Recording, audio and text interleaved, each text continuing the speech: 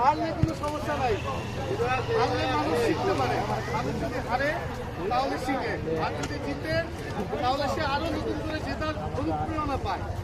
সেই আশাতেই আমরা এখন এই বাংলাদেশ আন্তর্জাতিকের পক্ষ থেকে এখানে স্পারিং এর আয়োজন করেছি। সাধারণ যেন এই খেলাটার মজা বুঝতে পারে, কারণ বাংলাদেশে যারা স্কুল বলেন, কলেজে বলেন, এই বাংলা খেলাটা খেলে সবাই পিঠে হাতে খেলছে, কারণ এটা একটা নিয়মে খেলা, সবাইকে আমন্ত্রণ জানাচ্ছি। যে যে খেলতে চান অবশ্যই যে কোনো 10 জন,